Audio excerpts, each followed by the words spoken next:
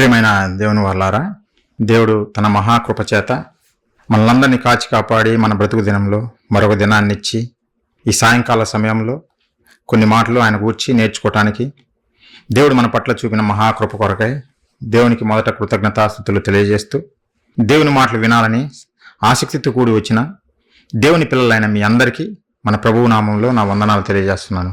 ప్రియులారా, ఈరోజు ఒక చక్కని అంశము సైన్యములకు అధిపతి అనే అంశం గురించి ఆలోచిద్దాం. ప్రియులారా, మొదటగా ప్రార్థన చేసుకొని ముందుకెళ్దాం. ప్రియులారా, అందరు తల్ల ఉంచినట్లయితే ప్రార్థించుకుందాం.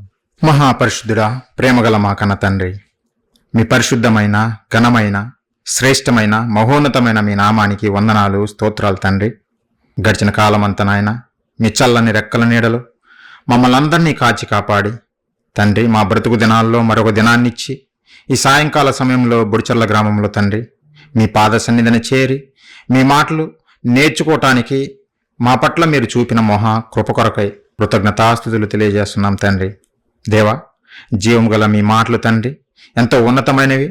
అవి మీ పిల్లలకు తెలియజేస్తుండగా తండ్రి సమయోచితమైన జ్ఞానమును నాకు మెండుగా ప్రసాదిస్తారని, వాక్శక్తిని అనుగ్రహిస్తారని వింటున్న మీ పిల్లలు తండ్రి విని గ్రహించేవారిగా వారి హృదయాలు మనోనేత్రాలు వెలిగించమని తండ్రి ప్రతి ఒక్కరూ మీ మాట ప్రకారము జీవించే గొప్ప భాగ్యమును ప్రసాదించమని వేడుకుంటూ తండ్రి ఈ మీటింగ్ అంతట్లో మీ కృప తోడుగా ఉంచి సమస్తం సవ్యంగా మీ చిత్తానుసారంగా తండ్రి మీ నామానికి మహిమకరంగా మాకు ఆశీర్వాదకరంగా జరిగిస్తారని వేడుకుంటూ ఈ ప్రార్థన మా ప్రభువును మా రక్షకుడును మీ ప్రియ కుమారుడైన క్రీస్తు వారి పుణ్యనామాన అడిగి వేడుకొనుచున్నాము తండ్రి, ఆమెన్.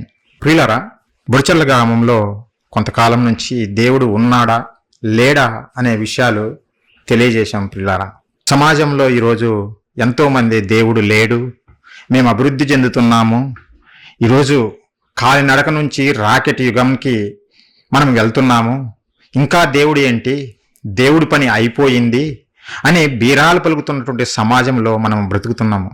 అలాంటి సమాజానికి బుద్ధి కలిగే విధంగా దేవుడు ఉన్నాడు అని రుజువులతో మనము మాట్లాడుకున్నాం. పిల్లారా, రుజువులతో మనము చూపించాము దేవుడు ఉన్నాడు అని. విన్నవారికి అర్థమై ఉంటుంది దేవుడు ఉన్నాడు, మనిషికి అర్థం కాక దేవుడు లేడు అని విర్రవీగుతున్నారనే సంగతి మీకు అర్థమై ఉండొచ్చు పిల్లారా. అయితే పిల్లారా, దేవుడు ఉంటే మరి ఆయన ఎవరు అనేది కూడా మనకు ప్రశ్న రావాలి. దేవుడు ఉన్నాడు అని తెలుసుకున్నాము, మంచిదే. మరి దేవుడు ఉంటే మరి ఆయన ఎవరు అయి ఉండొచ్చు, ఆయన ఎలా ఉంటాడు అనే విషయాలు కూడా మనకు తెలియాలి పిల్లారా. అలా తెలిసినప్పుడే మనము నిజదేవుణ్ణి మనము ఆరాధించగలము, ఆ నిజదేవుని దగ్గరికి మనము చేరగలము. ఆ దేవుడు ఎవరో తెలియకపోతే పొరపడిపోతాం పిల్లారా. అందుకే ఈరోజు ఒక మంచి అంశాన్ని మీకు తెలియజేయాలనుకుంటున్నాను. దేవుడు ఎవరో తెలియజేసే ఒక ఉన్నతమైన సంగతిని మీకు తెలియజేయాలనుకుంటున్నాను. మనసు పెట్టి ఆలోచించండి. కొన్ని మాటలు మీకు తెలియజేస్తాను ప్రియులారా. ఎందుకు ఈ మాట చదువుతున్నానంటే, ఈ సమాజంలో మనం చూస్తే దేవుడు ఎవరు అని నువ్వు అడిగారనుకో, ఒక స్త్రీ చెబుతుంది పతియే ప్రత్యక్ష దైవము అని. అంటే తన భర్తను చూసి నా భర్తే నాకు దైవము అని ఒక స్త్రీ చెబుతుంది. అందుకే తన భర్త కట్టినటువంటి తాలిబొట్టును చూసి తన భర్త పాదాల దగ్గర పెట్టి దండం పెట్టుకుంటుంటది. ఎవరు? స్త్రీ, భార్య. ప్రియులారా, మరి కొంతమంది ఏం చెబుతారంటే, మనకు ఈ భూమి మీద బ్రతుకునిచ్చినటువంటి, మనల్ని కని పెంచినటువంటి తల్లిదండ్రులే మనకు దైవము, వారే మనకు దైవము అని మరికొంతమంది చెబుతున్నారు ప్రియులారా. మరికొంతమంది ఏం చెబుతారంటే, ఇదిగో నేను ఆపదలలో ఉన్నాను, ఆపదలలో ఆదుకున్నటువంటి ఒక వ్యక్తి నాకు ప్రత్యక్షంగా నా కళ్ళ ఎదుటుగా కనపడుతున్నటువంటి ఈ సహాయం చేసినటువంటి వ్యక్తే నాకు దైవము తప్ప కనిపించని దేవుడు ఎక్కడో ఉన్నాడో మాకు తెలియదు, కానీ కనిపించే నిజమైన దైవము ఈ మనిషే, మనకు సహాయం చేసిన మనిషే దైవము అని వీళ్ళు చెప్పడం మనం చూస్తుంటాం పిల్లరా. ఇవన్నీ సమాజంలో ఉన్నటువంటి వాడుక, మీరు వినింటారు. ఒకసారి మీకు గుర్తు చేస్తున్నా. మరికొంతమంది ఏమంటారంటే, సూర్యుడు దేవత, ఎందుకంటే సూర్యుడు వెలిగే మన పంటలను పండిస్తుంది, సూర్యుని వలన ఎంతో మేలు జరుగుతుంది మనకు, కనుక సూర్యుడు దేవత అని సూర్య నమస్కారం చేసేవారు చాలా మంది ఉన్నారు పిల్లారా. చాలా మంది నమ్ముతున్నారు కూడా సూర్యుడు దేవుడు అని. మరికొంతమంది చూస్తే పిల్లారా, ప్రకృతి, మనము ఈ రోజు అనుభవిస్తున్నటువంటి ఈ ప్రకృతి, అందమైన ప్రకృతి ఉంది కదా, ఈ ప్రకృతి దేవత అని పిలుస్తున్నారు. ఎందుకంటే ప్రకృతి మనిషికి సేవ చేస్తుంది కదా. ప్రతి ఒక్కరికి సేవ చేస్తుంది కదా, ప్రకృతిలో నుంచే మనం అన్ని అనుభవిస్తున్నాం కదా. మరి ఆ ప్రకృతే ఒక చెట్టు దేవత, ఒక పక్షి దేవత, ఒక పశువు దేవత. ఇలా చూస్తే పిల్లారా, ఈ ప్రకృతిలో కనిపించే ప్రతి దానిని మనిషి దేవతగా, దేవుళ్ళుగా పూజిస్తున్నారు పిల్లారా. వాస్తవానికి వీరు దేవుడా? వీళ్ళంతా దేవులా? భర్త దేవుడా? తల్లిదండ్రుల దేవులా? ప్రకృతి దేవులా? ఆలోచిద్దాం పిల్లారా. దేవుని గురించినటువంటి సరైన అవగాహన ఈరోజు సమాజానికి లేదు పిల్లారా. అది చాలా దురదృష్టకరము. దేవుడు ఉన్నాడు అని నమ్మే వాళ్ళు అనేక మంది ఉన్నాయి ఈ సమాజంలో. కానీ ఎక్కడ పొరపడుతున్నారంటే ఆ దేవుడు ఎవరో అనే తెలుసుకునే విషయంలో చాలా మంది పొరపడిపోయారు పిల్లారా. పొరపడిపోయారు. ఎందుకంటే ప్రతి మనిషి లోకంలో ఉన్న పుస్తకాలన్నిటిని చదువుతాడు, లోకంలో ఉన్న గ్రంథాలన్నిటిని చదువుతాడు. కానీ దేవుడు రాసినటువంటి నిజమైన దైవ గ్రంథము బైబిల్ను మాత్రము చదవడు పిల్లారా. బైబిల్ చదవలేదు కనుకనే వీరికి దేవుని గురించి అర్థం కాలేదు. ఒకవేళ బైబిల్ చదివాడనుకో, అప్పుడు అర్థమవుతుంది దేవుని గూర్చి, దేవుడు ఎవరో అర్థమవుతుంది. ఊరికే కాకమ్మ కథల్లాగా చెప్పలేదు బైబిల్. వాస్తవాలతో, రుజువులతో, మనిషికి కళ్ళకు కట్టినట్టుగా రాయించబడినటువంటి మాటలు పిల్లారా, దేవుని మాటలు. అనగనగా ఒక రాజు అనే కథలు చెప్పలేదు బైబిల్. కథల పుస్తకం కాదు. నిద్ర రాకపోతే బైబిల్ చదువుకుంటే నిద్ర వస్తుందని కథలు చదివే పుస్తకం కాదు పిల్లారా. మన దేవుని గురించి చెప్పబడినటువంటి ఉన్నతమైన మాటలు ఇందులో పొందుపరచబడ్డబడ్డాయి. ఈ మాటలు చదివితేనే ఎవరికైనా దేవుని గురించి అర్థమవుతుంది. ఒకే ఒక పుస్తకము బైబిల్, 66 పుస్తకాలు కలిగినటువంటి ఈ పరిశుద్ధ గ్రంథమును ఎవరు చదివినా దేవుని గూర్చిన అవగాహన ఎవరికైనా వస్తుంది పిల్లారా. అయితే ఈరోజు సమాజము బైబిల్ అనేది ఒక మత పుస్తకము అని ముద్ర వేసి పక్కన పడేశారు. అందుకే వారికి దేవుని గూర్చిన అవగాహన లేదు పిల్లారా. మనం ఎంత అదృష్టవంతులము, మన చేతులకి ఈ మహాజ్ఞాన గ్రంథం వచ్చింది. మనం చాలా అదృష్టవంతులము. మరి చదువుతున్నారా? చదవాలి పిల్లారా. చదివితే దేవుడు తన మహాజ్ఞానాన్ని మీకు కూడా ఇస్తాడు పిల్లారా. మనకిస్తాడు, అడగమన్నాడు. మీకు ఎవరికైనా జ్ఞానము కొదువుగా ఉంటే నన్ను అడగండి, నేను ఇస్తాను అన్నాడు దేవుడు. ఎలా? అడిగి నిద్రపోకూడదు, చదవాలా, బైబిల్ చదవాలా. చదివితే అప్పుడు దేవుడు ఇస్తాడు పిల్లారా. మరి దేవుని గూర్చిన చెప్పినటువంటి ఏకైక గ్రంథము బైబిల్ని చదువుతున్నాం కదా. మరి బైబిల్ ఏమని చదువుతుంది దేవుని గురించి? దేవుడు ఎవరు అని చదువుతుంది బైబిల్. దేవుడు రాసిన మాటల్లోని పరమార్థం మనం ఆలోచిస్తే పిల్లారా, ఒకసారి మనుషుల గురించి దేవుడు ఏ విధంగా ఆలోచిస్తున్నారో, ఏం చదువుతున్నాడో ఒకసారి చూద్దాం పిల్లారా. మీ దగ్గర బైబిల్ ఉంటే ఒకసారి ఓపెన్ చేయండి. రోమీలకు రాసిన పత్రిక ఒకసారి చూడండి పిల్లారా. 1వ అధ్యాయము 23వ వచనము. పౌలు గారు రోమీలకు రాస్తూ ఒక అద్భుతమైన విషయం తెలియజేస్తున్న పిల్లారా. ఒకసారి చూడండి, ఈ సమాజం ఎలా ఉంది అనే విషయాన్ని తెలియజేస్తున్న పౌలు గారి ద్వారా. 23వ వచనం పిల్లారా. బైబిల్ ఉన్నవారు ప్రతి ఒక్కరూ ఓపెన్ చేసి చూడండి. వారు ఎవరు? మనుషులు ఏం చేశారంటే అక్షయుడగు దేవుని మహిమను, దేవుని క్వాలిటీస్ తెలియజేస్తుండు పౌలు గారు ఇక్కడ. అక్షయుడగు దేవుని మహిమను. అక్షయుడంటే నాశనము లేనివాడు, మరణము లేనివాడు. అక్షయుడు పిల్లరా. మరణము లేనటువంటి వాడు, నాశనము లేనటువంటి వాడు అక్షయుడు. ఆయనే దేవుడు.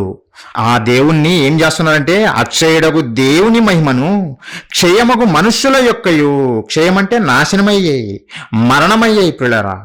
క్షయమగు మనుష్యుల యొక్కయు, పక్షుల యొక్కయు, చతుష్పాద జంతువుల యొక్కయు, పురుగుల యొక్కయు ప్రతిమా స్వరూపముగా మార్చిరి. ఎలా మార్చేశారు మనుషులు దేవుని స్వరూపమును ఎలా మార్చేశారు? ఇంతకుముందు చెప్పాను కదా. పతియే ప్రత్యక్ష దైవము, జన్మనిచ్చిన తల్లిదండ్రులే దైవము, పంటలు పండిస్తున్న సూర్యుడే దైవము, సహాయము చేసిన మనిషే దైవము. మనుషుల్లో ఉన్నటువంటి ఆలోచనలు పిల్లారా, మనుషులు. మరి వీటన్నిటిని ఒకసారి ఆలోచించండి. మనిషి నిత్యము నివసించగలడా? ఈ మనిషి పిల్లారా, ఈ మనిషి మరణం ఉందా లేదా? మరణం ఉంది. మనిషికి మరణం ఉంది. సృష్టికి అంతము ఉంది, నాశనము ఉంది. సృష్టికి, ఈ ప్రకృతికి అంతం ఉంది పిల్లారా. ఈ ప్రకృతిలో ఉన్నటువంటి వాటి జంతువులన్నిటికీ, పురుగులన్నిటికీ, పక్షులన్నిటికీ అంతము ఉంది, ముగింపు ఉంది. అంటే మరణము ఉంది.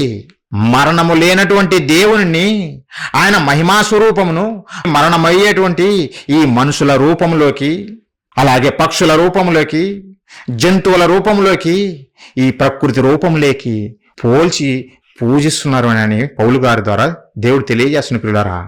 అంటే నాశనము కానివాడే దేవుడు అనే వాస్తవము మనకు అర్థమవుతుంది.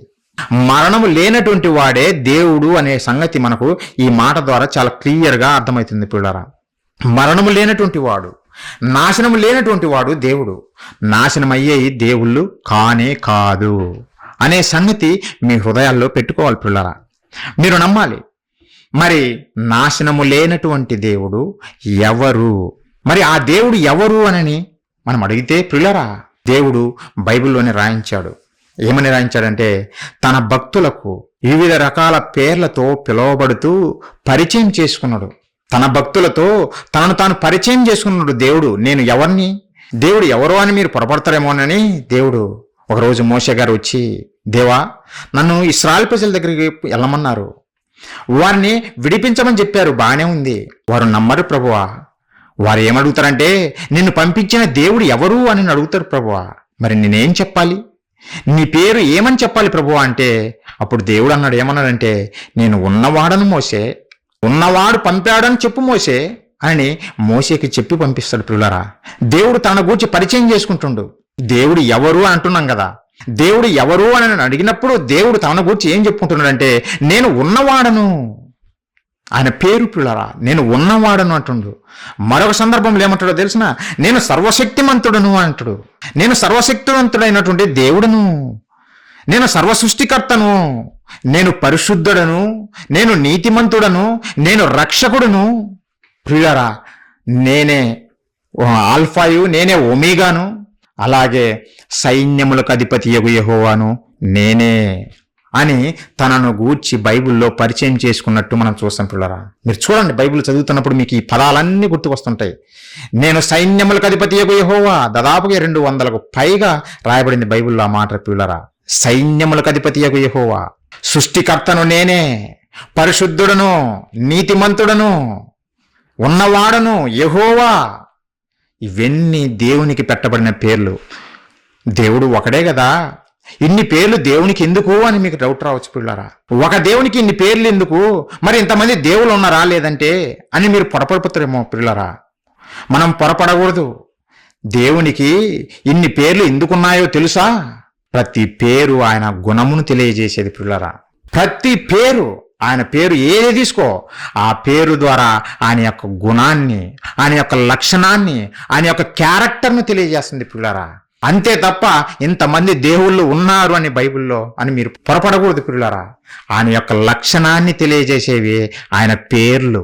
మనమే పెడతాం పేర్లు, చాలా విచిత్రంగా ఉంటాయి పేర్లు. కొన్ని పేర్లు మీరు వినింటారు, ఏమంటారు? పుల్లమ్మ అంటారు. ఏ పుల్లమ్మ? చింతకాయ పులుపు పుల్లమ్మ, లేదంటే నిమ్మకాయ పులుపు పుల్లమ్మ? ఆలోచించండి పిల్లారా, ఎందుకు పెడతారో అర్థం కాదు. కొన్ని పేర్లు చూస్తే నవ్వు వస్తుంది. అలా పేర్లు ఉన్న వాళ్ళు బాధపడద్దు పిల్లారా. కాకపోతే మనం పెట్టే పేర్లు ఎలా ఉంటాయో ఆలోచిస్తున్నాం. పెంటమ్మ అని అంటారు, పెంటయ్య అని అంటారు. ఇది కూడా పేరేనా? పెంటమ్మ, పెంటయ్య, ఇవి కూడా పేర్లేనా? మనుషులకు ఏం పెట్టాలో తెలియక పిల్లారా ఇలాంటి పేర్లన్నీ పెడతారు. పిల్లారా, పేరు పెడితే గుణానికి తగ్గట్టుగా ఉండాలి, మన గుణాన్ని ప్రతిబింబించేదిగా ఉండాలి ఆ పేరు. దేవుని పేర్లు పిల్లారా ఆయన యొక్క గుణగణాలను తెలియజేస్తున్నాయి. ఆయన యొక్క గుణగణాలు తెలియజేసే ఒక పేరు గురించే ఈరోజు మీకు తెలియజేయాలనుకుంటున్నాను. అదే సైన్యములకు అధిపతియగు యెహోవా. దేవుని పేరు పిల్లారా అనేక పేర్లు ఉన్నాయి. ఈ సందర్భంలో ఈరోజు అన్ని పేర్లు గురించి చెప్పాలంటే కుదరదు గనక ఒక పేరు గురించి మీకు తెలియజేయాలనుకుంటున్నాను. ఆయన గుణమును గురించి తెలియజేయాలనుకుంటున్నాను. ఆయన గుణమును తెలియజేసే పేరు సైన్యములకు అధిపతియగు యెహోవా. దేవుడు సైన్యములకు అధిపత్యా? ఒకసారి చూడండి పిల్లలు, బైబిల్ ఓపెన్ చేసి చూడండి. కథలు కాదు, బైబిల్లో రాయబడినటువంటి మాటలు ఒకసారి చూడండి. దేవుడు ఏం చెబుతున్నాడో, ఆయన గురించి ఎలా పరిచయం చేసుకుంటున్నాడో, తర్వాత ఆయన గుణం ఎలా ఉందో అవన్నీ ఆలోచిద్దాం పిల్లారా. ఒకసారి చూడండి. ఆమోస్ గ్రంథము 5వ అధ్యాయము 27వ వచనం నేను చదువుతున్నా, ఒకసారి చూడండి పిల్లారా. కాబట్టి నేను దమస్కు పట్టణము అవతలికి మిమ్మును చెరగొనిపోవుదును అని యెహోవా సెలవిచ్చుచున్నాడు. ఆయన పేరు సైన్యములకు అధిపతియగు యెహోవా. ఆయన పేరు ఏం పేరు? సైన్యములకు అధిపతియగు యెహోవా. అంటే దేవుడు సైన్యాలకు అధిపత్య? ఏ సైన్యం ఉంది ఆయన దగ్గర? దేవుడు సైన్యములకు అధిపత్య? ఆలోచిద్దాం ప్రియులారా. యెషయా గ్రంథం మళ్ళీ ఒక మాట చూద్దాం. యెషయా గ్రంథము 54వ అధ్యాయం ప్రియులారా 5వ వచనం నేను చదువుతున్నా, ఒకసారి చూడండి. ఆయన పేరు గురించి చెప్పబడుతున్న మాటలు ప్రియులారా. నిన్ను సృష్టించిన వాడు నీకు భర్తయే ఉన్నాడు, సైన్యములకు అధిపతియగు యెహోవా అని ఆయనకు పేరు. ఎవరికి? దేవునికి. సైన్యములకు అధిపతియగు యెహోవా అని ఆయనకు పేరు అని చెప్పబడింది ప్రియులారా.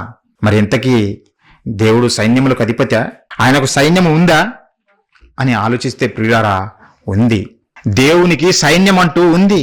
ఉదాహరణకు మనం చూస్తే ఈ ప్రపంచంలో 6 నేల మీద ఉన్నటువంటి దేశాలకు ప్రియులారా, ప్రతి దేశానికి సైన్యం అనేది ఉంటది ప్రియులారా. ప్రతి దేశానికి సైన్యం ఉంటది.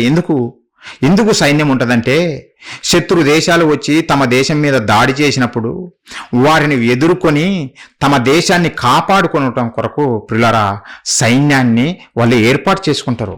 ఏ దేశమైన ప్రియులారా, ఉదాహరణకు మన భారతదేశమే తీసుకుంటే, మన భారతదేశానికి కూడా సైన్యం ఉంది.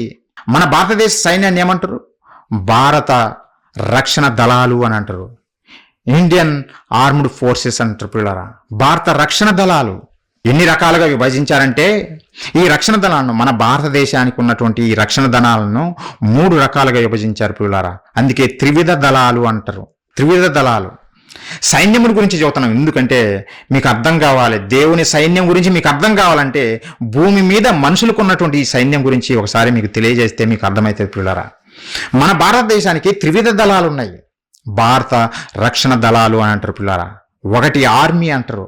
ఆర్మీ అంటే భూతలము మీద యుద్ధం చేసేటువంటి సైనికులు, భూతలం మీద, భూమి మీద యుద్ధం చేసేటువంటి వారు పిల్లరా.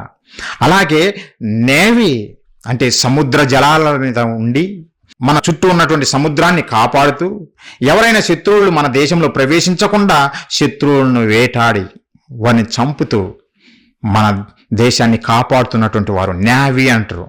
అలాగే ఎయిర్ ఫోర్స్ అని అంటారు పిల్లారా.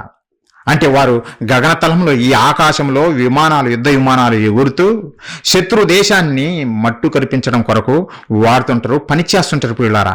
Army, navy 2, 3 air force.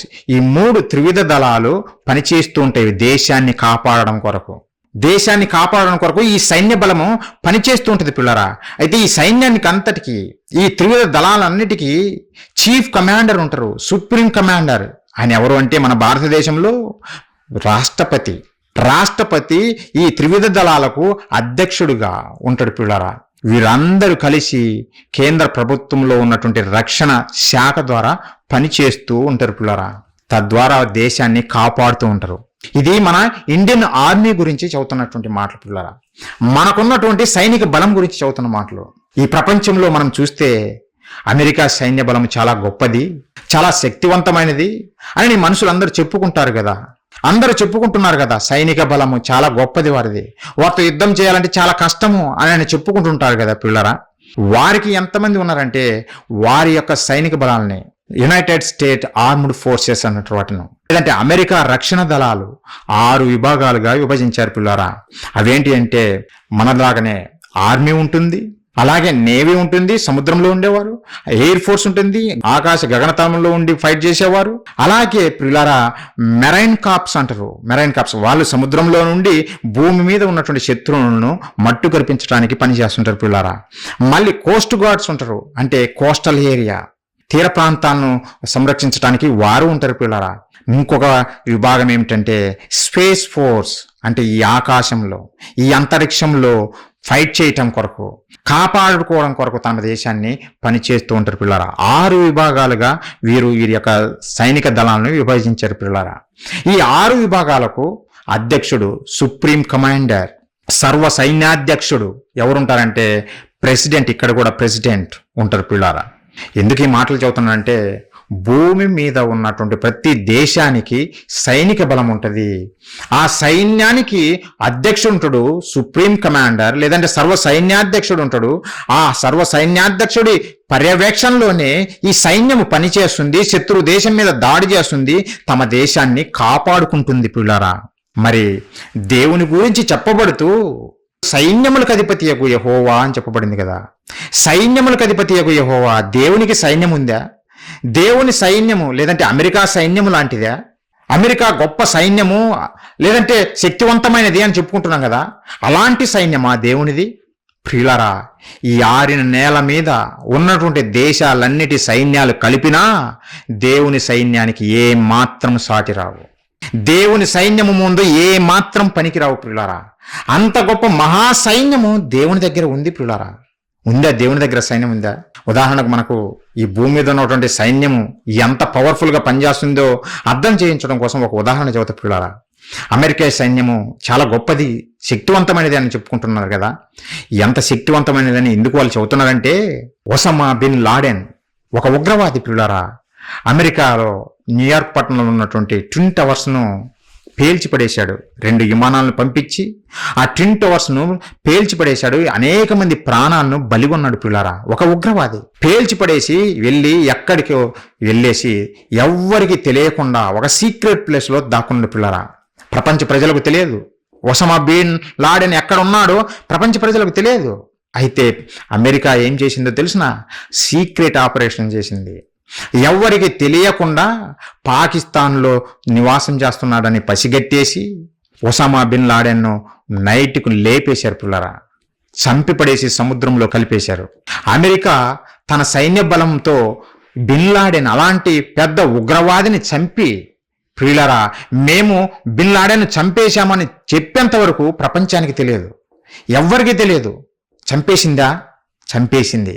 అంటే అప్పుడు అనుకుంటున్నారు ఎంత పవర్ఫుల్ అమెరికా సైన్యము, ఎంత గొప్పది అని మనుషులు చెప్పుకుంటున్నారు పిల్లారా. ఇప్పటికి అదే చెబుతున్నారు పిల్లారా. అమెరికా సైన్యం కూడా దేవుని సైన్యం ముందు పనికిరాదు, ఇదే మాత్రం సాటి కాదు. మరి ఇంతకీ దేవుని సైన్యము, దేవుడి సైన్యము, సైన్యములకు అధిపతి దేవుడు అని చెబుతున్నావు. మరి దేవునికి సైన్యం ఉందా? ఏమిటి ఆ సైన్యం అని మీరు అడగచ్చు పిల్లరా.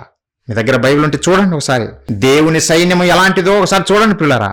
సైన్యములకు అధిపతి కదా, సర్వ సైన్యాధిపతి కదా. మరి ఎలాంటి సైన్యం ఉంది ఆయనకంటే 7,000 గ్రంథం ప్రియులారా 2వ అధ్యాయం మనం చూడగలిగితే 25వ వచనం నేను చదువుతున్నా చూడండి. మీరు కడుపార తిని తృప్తి పొంది మీ కొరకు వింత కార్యములు జరిగించిన మీ దేవుడైన యెహోవా నామమును స్తుతించునట్లు నేను పంపిన మిడుతలను, గొంగలి పురుగులను, పసరు పురుగులను, చీడ పురుగులను అను నా మహాసైన్యము తినివేసిన సంవత్సరముల పంటను మీకు మరలా ఇత్తును. దేవుడు చెబుతున్నాడు తన సైన్యం గురించి, తన మహాసైన్యం గురించి. నా మహాసైన్యం ఏమిటో తెలిసిన లిస్టు చదువుతుంది పిల్లరా. చూడండి ఏంటివి? మిడుతలు, గొంగలి పురుగులు, పసరు పురుగులు, చీడ పురుగులు అను నా మహాసైన్యము. ఏంటి? పురుగులు సైన్యమా? పురుగులు దేవుని సైన్యమా? మహాసైన్యమా? దాని దగ్గర ఏ ఆయుధాలు లేవే, అవి ఎలా సైన్యం అవుతుందని మనము నవ్వుకోవచ్చు, లేదంటే అన్యజనులు నవ్వచ్చు. దేవుని సైన్యము పురుగులా? నలిపేస్తే నలిగిపోతాయి పురుగులు, మందు కొడితే చీడ పురుగు చనిపోతుంది. ఇలాంటివి దేవుని సైన్యమా అని తక్కువ చేసి చూడొచ్చు పిల్లరా. ఆయన సైన్యము చాలా పవర్ఫుల్, చాలా పకడ్బందీగా పనిచేస్తుంది. ఆయన ఎక్కడికి పంపితే అక్కడికి వెళ్తుంది, గురి తప్పకుండా వేటాడి చంపుతుంది శత్రువును పిల్లరా.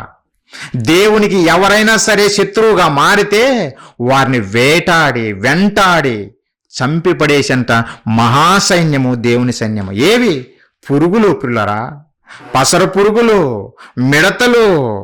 ఆయన ఏ కార్యము చేస్తే ఆ కార్యము నెరవేర్చేవి ఈ మహాసైన్యము, దేవుని మహాసైన్యము పిల్లరా. పసర పురుగులని లేదంటే మిడతలని తక్కువ అంచనా వేయకండి. ఒకరోజు ఫరో దగ్గరికి మోషే వెళ్ళాడు. ఫరో దగ్గరికి మోషే వెళ్ళి ఫరోని అడిగాడు, మా దేవుణ్ణి ఆరాధించుకోవడానికి మమ్మల్ని పంపించండి, మేము 3 దినముల ప్రయాణమంతా వెళ్ళాలి అని అంటే ఫరో ఏమన్నాడు తెలిసినా? మీ దేవుని మాట విని మిమ్మల్ని పంపించటానికి మీ దేవుడు ఎవడు అని గర్వంతో విర్రవీగాడు పిల్లరా. అందుకు దేవుడు ఆయన ఎవరో తెలియజేయడం కొరకు తన మహాసైన్యాన్ని ఐగుప్తు దేశం మీదకి పంపించాడు. తన మహాసైన్యాన్ని ఏది ఇశ్రాయేలు ప్రజలను వెళ్ళి కత్తి బల్లెము పట్టి పోయి యుద్ధం చేయమని చెప్పలేదు దేవుడు. అలా చెప్పకుండా తన మహాసైన్యాన్ని 7,000 గ్రంథంలో రాయించాడు కదా. నా పురుగులు, నా మిడతలు అవి నా మహాసైన్యం అని దేవుడు చెబుతున్నాడు కదా. వాటి గురించి గొప్పలు చెబుతున్నాడు. మనమేమో పురుగు చీ అని పక్కన పడేస్తాం. దేవుడు అంటుండు నా మహాసైన్యం అవి, నా మహాసైన్యము. ఆ మహాసైన్యాన్ని ఉపయోగించే గర్వంతో విర్రవీగినటువంటి ఫరోను గర్వాన్ని అణిచిపడేశాడు పిల్లారా. ఫరోను ఒకరోజు బలవంతమైన దేశమే, ఈరోజు అమెరికా లాంటి గొప్ప దేశంగా ఉన్నటువంటి ఐగుప్తు దేశాన్ని ఫరో గర్వాన్ని అణిచివేశాడు. వేటితోటి? ఈ పురుగులతోటే, ఈ మిడతలతోటే. మనుషులను పంపి కాదు, బాణాలు పట్టి కాదు, పురుగులను పంపి చంపాడు, వేటాడి చంపాడు. పిల్లరా, బైబిల్లో రాయబడినటువంటి చరిత్ర అక్షర సత్యము. దేవుని మహాసైన్యం అది. ఒకసారి చూడండి, ఒకసారి అన్ని చదవడం ఇప్పుడు కష్టం, కానీ ఒక సందర్భం చూపిస్తా. మిడతలు ఏ విధంగా ఫైట్ చేశాయో ఐగుప్తీయులతో ఒకసారి చూడండి పిల్లరా. నిర్గమకాండం ఒకసారి చూడండి పిల్లరా. దేవుని మహాసైన్యము ఎంత అద్భుతమైనదో ఒకసారి చూడండి. నిర్గమకాండము 10వ అధ్యాయం పిల్లరా, 12వ వచనం నుంచి నేను చదువుతున్నా చూడండి. నేను పంపను అన్నటువంటి ఫరోను బుద్ధి తెప్పించడం కొరకు తన సైన్యాన్ని పంపి ఏ విధంగా యుద్ధం చేశాడో ఇక్కడ రాయబడింది. ఒకసారి చూడండి. అప్పుడు యెహోవా మోషేతో, మిడతలు వచ్చునట్లు. మిడతలు ఎవరు? దేవుని మహాసైన్యము. చూశాం కదా, ఏవేల గ్రంథంలో ఇప్పుడే చూశాం కదా, నా మహాసైన్యము మిడతలు ఉన్నాయి. అప్పుడు అంటున్న దేవుడు మోషేతో, మిడతలు వచ్చునట్లు ఐగుప్తు దేశము మీద నీ చెయ్యి చాపము.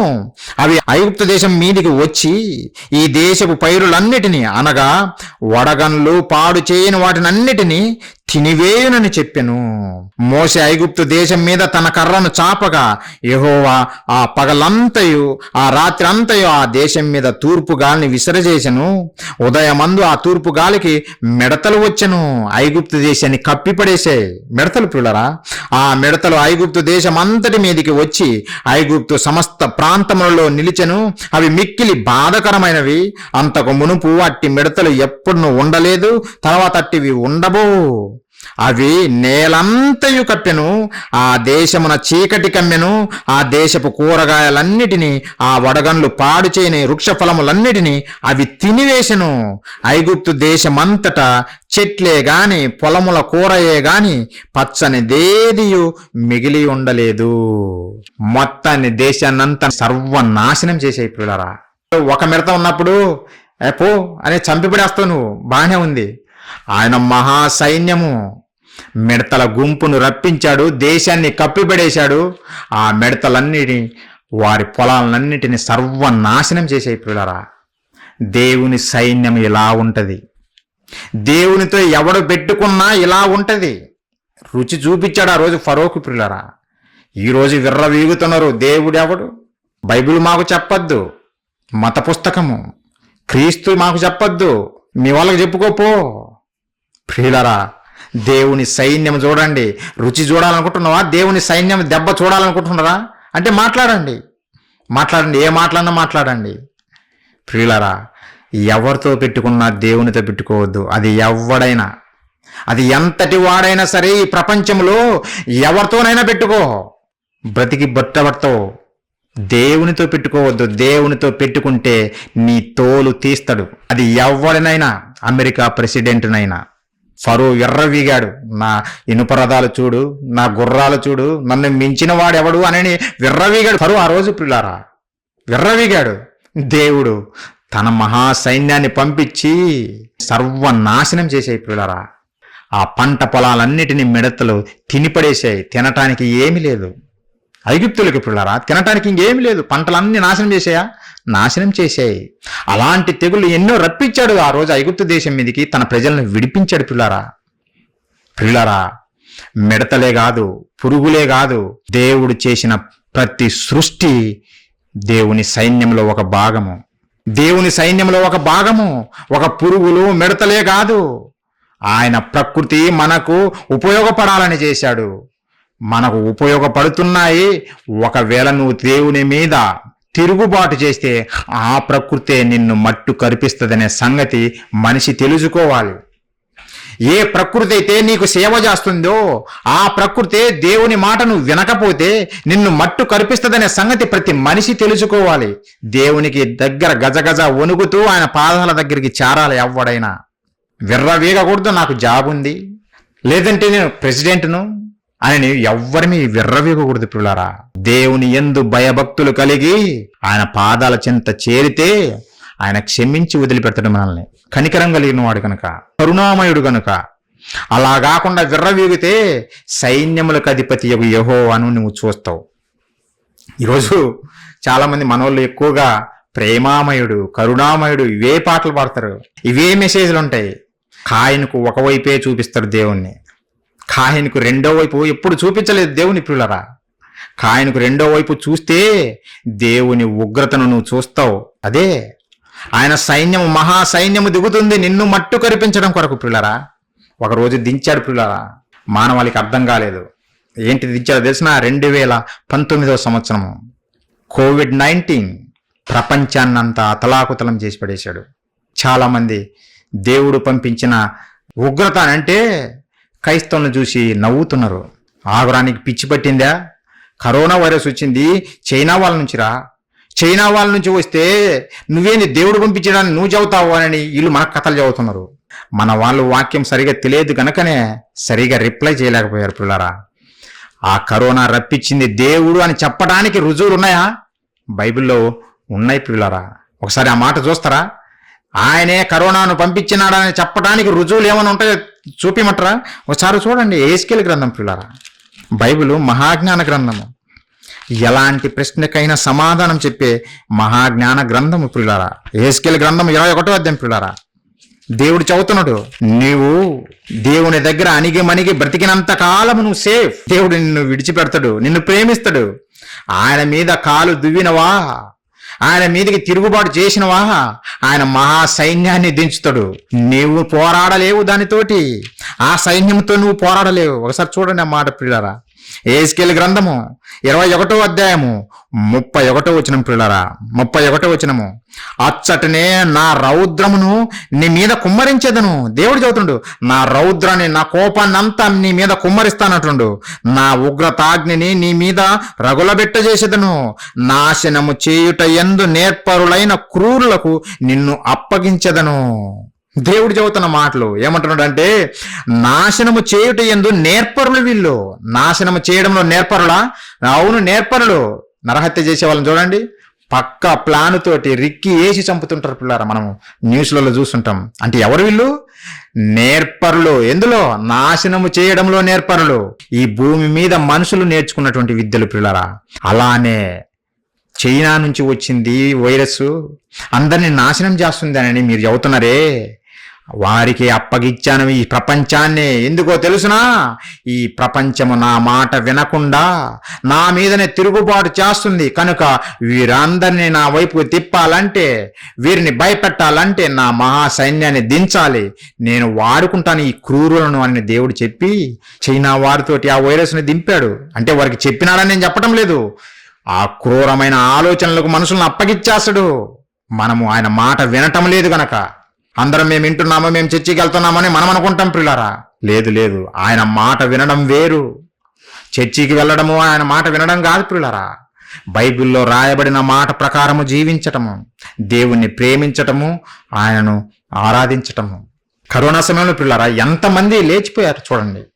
నీవు నేను బ్రతికి బయటపడ్డాం. దేవుడు మన మీద కనికరం చూపించాడు, మనల్ని ప్రేమించాడు. కానీ ఎంతో మంది లేరే.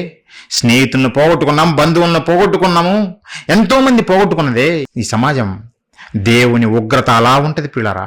క్రూరులకు అప్పగిస్తున్నాడు, అప్పగించాడు ప్రపంచాన్ని. ఆ రోజు అప్పగించాడు పిల్లరా. ఆ రోజు క్రైస్తవులు ఆ రోజన్నా బుద్ధి తెచ్చుకున్నారా అంటే లేదు పిల్లరా. కరోనా వచ్చినప్పుడు అందరూ చేతులు పట్టుకున్నారు. మీరు చూశారో లేదో, న్యూస్లో చూసింటారు. చేతులు పట్టుకున్నారు, వీధుల్లోకి వచ్చారు. ప్రభువా అని ఇలా దండం పెడుతూ ప్రార్థన చేయడం మొదలుపెట్టారు. ప్రభువా. అంతకుముందు బుద్ధి రాలా? సరేనా, అప్పుడైనా కరెక్ట్గా పాటిస్తున్నారంటే వీధుల్లోకి వచ్చి ప్రభువా అని వీళ్ళు ప్రార్థన చేయడం మొదలుపెట్టారు. యేసుక్రీస్తు వారు ఏం చెప్పారో తెలిసినా? ప్రార్థన ఎక్కడ చేయమన్నాడో తెలిసినా? వీధుల్లో. ఎందుకు? నువ్వు నీతిమంతుడు అని చూపించుకోవడం కొరకా? లేదంటే నువ్వే ఈ ప్రపంచంలో భక్తిపరుడు అని నువ్వు చూపించుకోవడం కొరకా? నీ దేవునితో మాట్లాడటం ఎక్కడ మాట్లాడమన్నాడు తెలుసా? ఒకసారి ఆ మాట కూడా చూద్దాం పిల్లారా. ఈ జ్ఞానం లేదు పిల్లారా. దేవుని నమ్మినామంటున్నారే కానీ నిజైన సరైన జ్ఞానం వీరికి లేదు పిల్లారా, లోపించింది. మీరు అలా ఉండకూడదు. మీరు మహాజ్ఞానము నేర్చుకుని దేవుడు కోరుకున్నట్టుగా మీరు బ్రతకాలి. మనము నిత్యము దేవుని చేతిలో పడిపోకూడదు. ఒకసారి చూడండి, మత్తయి సువార్త 6వ అధ్యాయం యేసుక్రీస్తుల వారు ఏం చెప్పారు చూడండి. ప్రార్థన ఎలా చేయమన్నాడు? మత్తయి సువార్త 6వ అధ్యాయము 5వ వచనము, కరోనా దెబ్బకు గుహలో దాగి ఉన్న పిట్టలన్నీ బయటకు వచ్చేసాయి. ప్రభువా అని మొరలు చేతులు పట్టుకొని కన్నీరు గారుస్తూ అప్పుడు ప్రార్థన చేయడం మొదలుపెట్టారు. ప్రభు ఏం చెబుతుండో ఒకసారి చూడండి. మరియు మీరు ప్రార్థన చేయనప్పుడు వేషధారుల వలె ఉండవద్దు. ప్రార్థన చేసినప్పుడు ఎందుకు వేషధారులు అంటుండంటే, మనుష్యులకు కనపడవలనని సమాజ మందిరములలోను వీధుల మూలలోను నిలిచి ప్రార్థన చేయటం వారికి ఇష్టము. నాకు ఈ మాటే గుర్తుకొచ్చింది పిల్లరా. అప్పుడు గుహలో ఉన్నటువంటి జంతువులన్నీ బయటకు వచ్చి ప్రార్థన చేస్తుంటే నాకు ఈ మాటే గుర్తుకొచ్చింది. దేవుని మీద ప్రేమ ఎంత పొంగుకొచ్చిందా ఈ సమాజానికి అని అనిపించింది పిల్లరా. నిజంగా దేవుడు చెప్పిన మాట ప్రకారంగా జీవించింటే ఆ కరోనా మన మీదికి వచ్చేది కాదు. ఆయన మాటలను పక్కన పెట్టాము గనకనే సైన్యాన్ని పంపాడు, లేపేయడం కొరకు, లెక్క సరిచేయడం కొరకు పిల్లరా. మరి మనోళ్ళు అప్పటికైనా తెలుసుకొని మంచిగా ప్రవర్తించాలి కదా, ప్రవర్తించటం లేదు. ప్రభువా అని వీధుల్లోకి వచ్చి ప్రార్థన చేస్తున్నారు. ప్రభువేమో అక్కడ చెయ్యొద్దు బాబు, వేషధారుల వల్ల ఉండొద్దు, నువ్వు మనుషులకు కనపరుచుకోవడం కోసం నువ్వు వీధుల్లోకి వచ్చి ప్రార్థన చేయొద్దు, నీ ఇంట్లోకి వెళ్ళి గడి పెట్టుకొని ప్రార్థన చేసుకో, నీ పరలోకమన్న కన్న తండ్రి నీ మొర వింటాడు. నువ్వు వీధుల్లోకి వచ్చి ఏం చేయాలో తెలిసినా జీవము కలిగిన దేవుని మాటలు ప్రకటించు. ఈరోజు మనం చేసేది అదే. వీధుల్లో సహోదరుడు అంజన్ కుమార్ ఇంటి దగ్గర వీధి బయట మంచిగా వాతావరణం దేవుడు ఇచ్చాడు. ఈ వాతావరణంలో నలుగురికైనా దేవుని మాటలు వినిపించాలనే మంచి ఆలోచనతో సహోదరుడు ఈ మీటింగ్ కండక్ట్ చేస్తున్నాడు. ప్రియులారా, మనం వీధుల్లోకి వచ్చి రంకెలేయాల్సింది ఏమని? వీధుల్లోకి వచ్చి చెప్పాల్సింది ఏంది? దేవుని గూర్చినటువంటి జ్ఞానం బోధించాలి, దేవుని గూర్చినటువంటి మాటలు చెప్పాలి.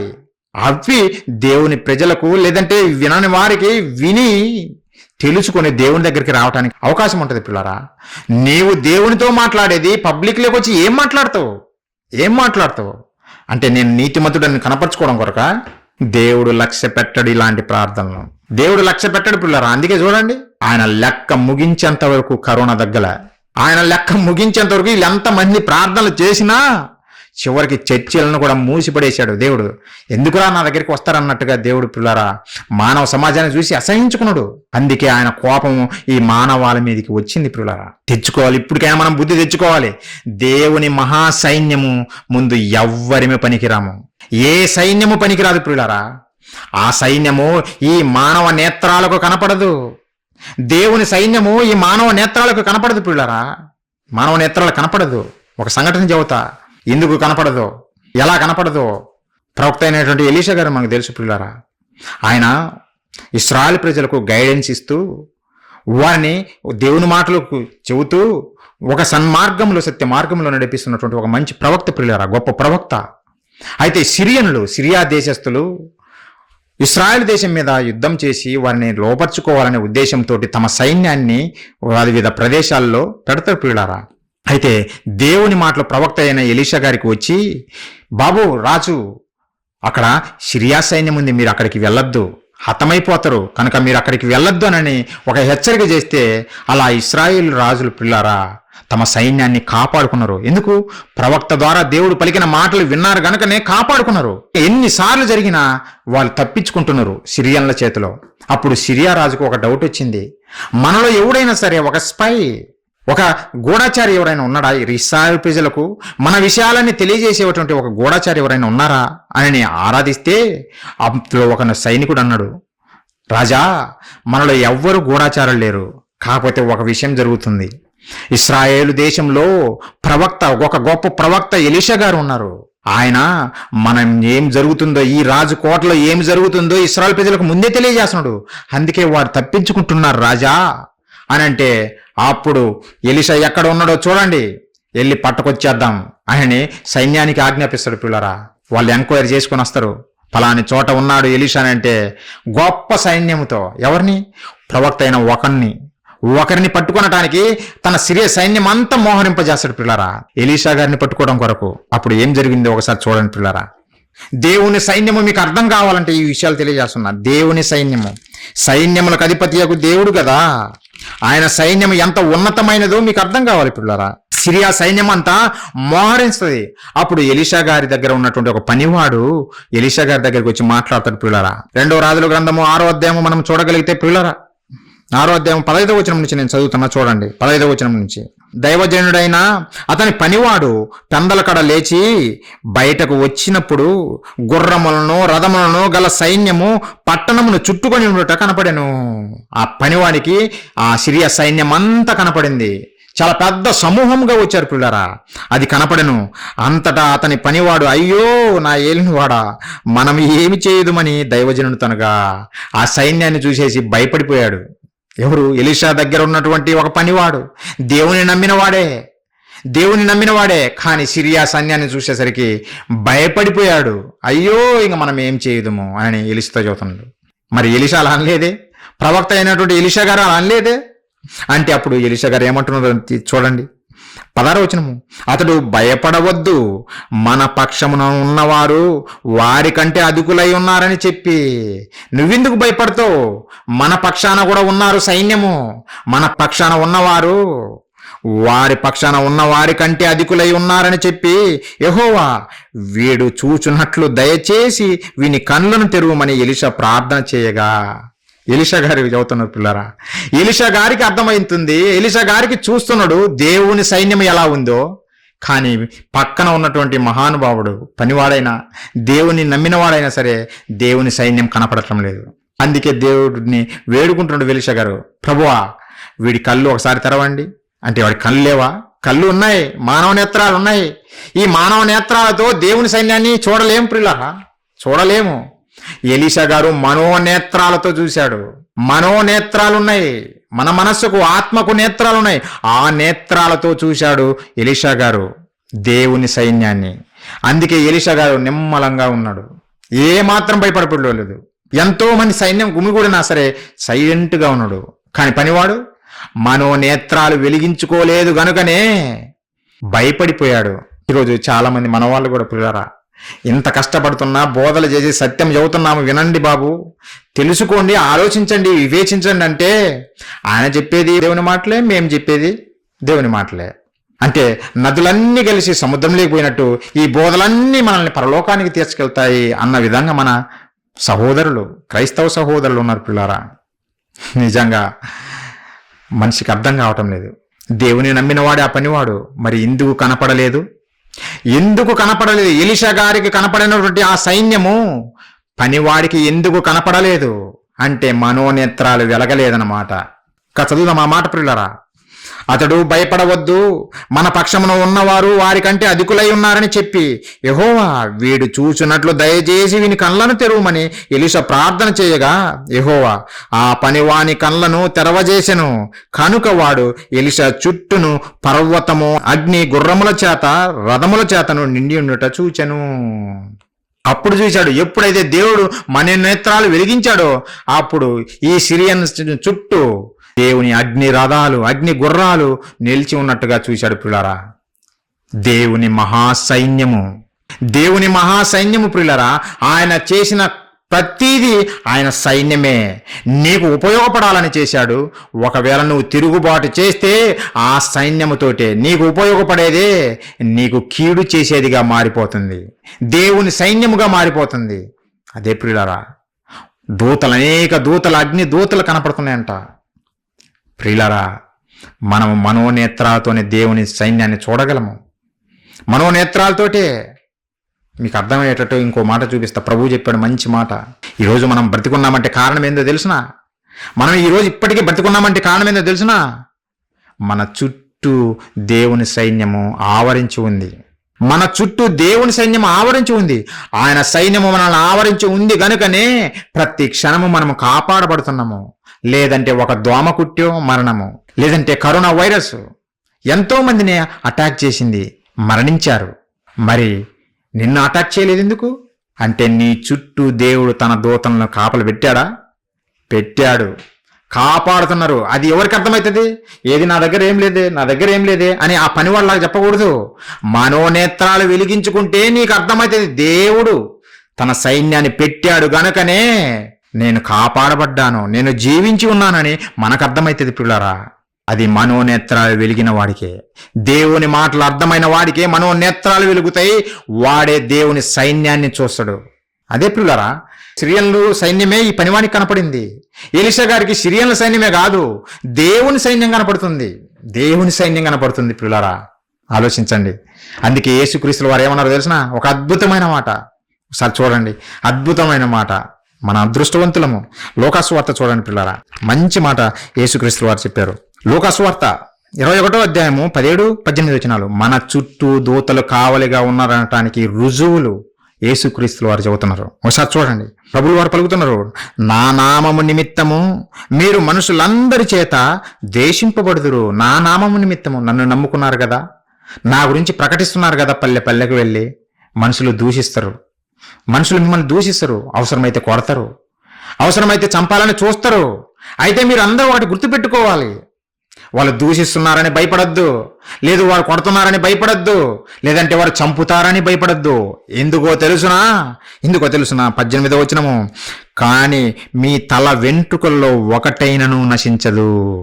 మీ తల వెంట్రుకలలో ఒకటైనను నశించదు. నీ ప్రాణం ముట్టడము తర్వాత సంగతి, నీ తల వెంట్రుకలలో ఒకటి కూడా నేలను రాలదు. ఎలా జరుగుతుంది ఇది? దేవుని సైన్యము మన చుట్టూ కాపలా కాస్తుంది పిల్లరా. దేవుని సైన్యము మన చుట్టూ కాపలా కాస్తుంది. ఎందుకంటే నా కుమారుణ్ణి నువ్వు ముట్టవద్దు, నా కుమార్తెను నువ్వు ముట్టవద్దు.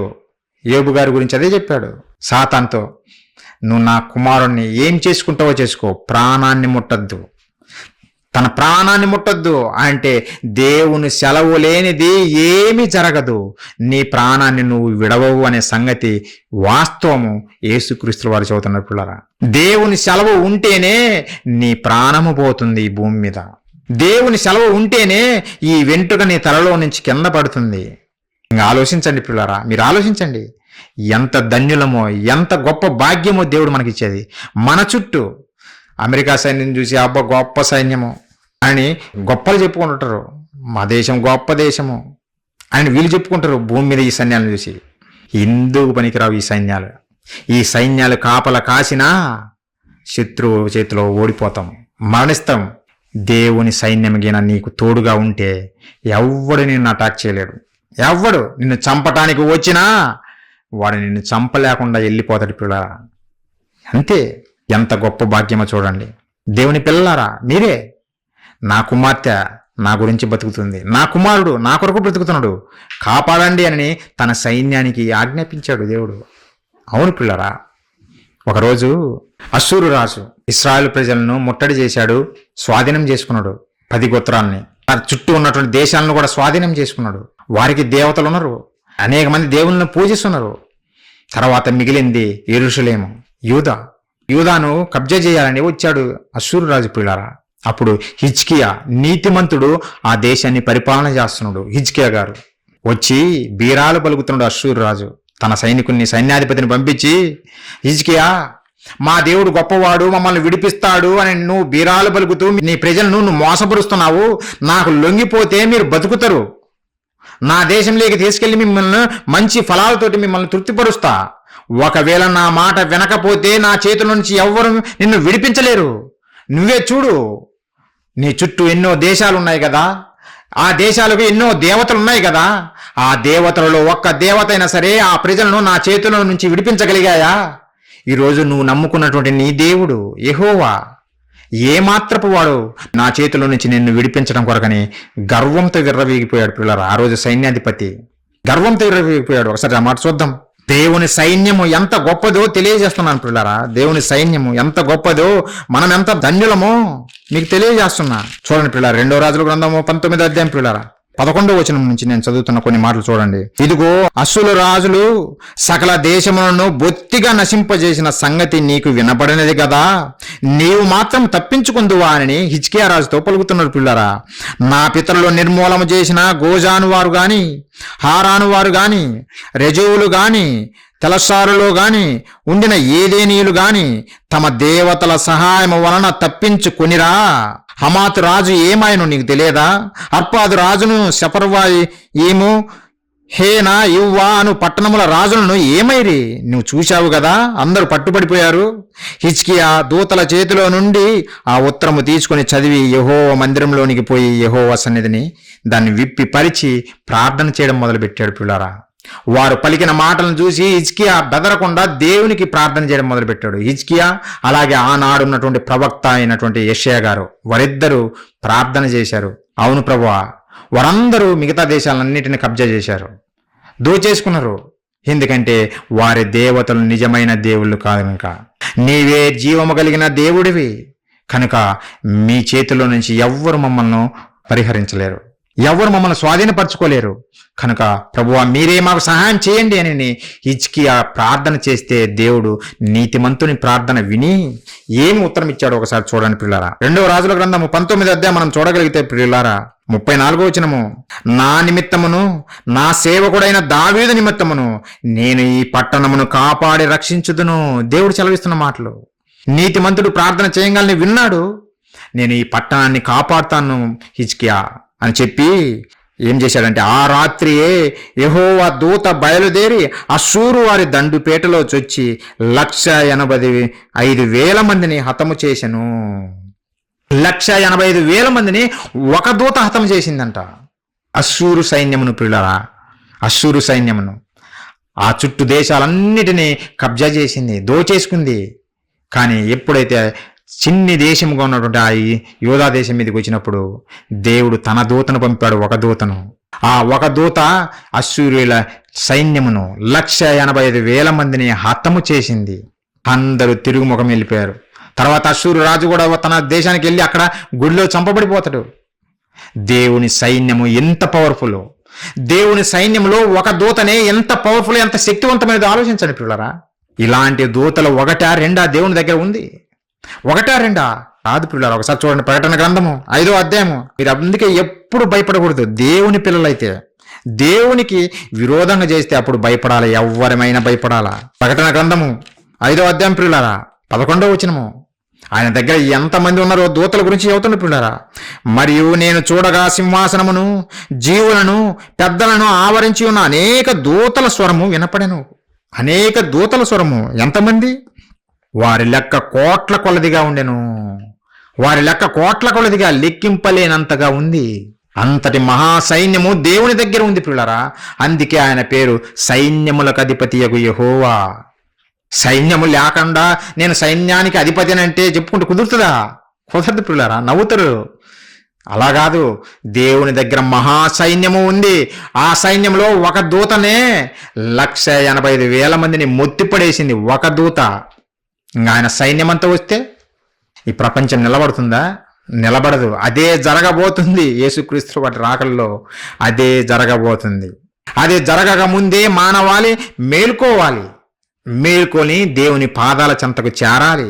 తండ్రి తప్పైపోయింది, దేవా తప్పు చేశాను, పొరపాటైపోయింది, క్షమించండి అనంటే కరుణామయుడు ప్రేమామయుడు గనుక క్షమించి వదిలిపెడతాడు. అలా కాకుండా దేవుడు లేడు అని బీరాలు పలికావనుకో తన సైన్యాన్ని దించుతాడు. తన సైన్యం దించితే జీవము గల దేవుని చేతిలో పడుట భయంకరము. నీ ఊహకు అందనంతగా ఉంటది.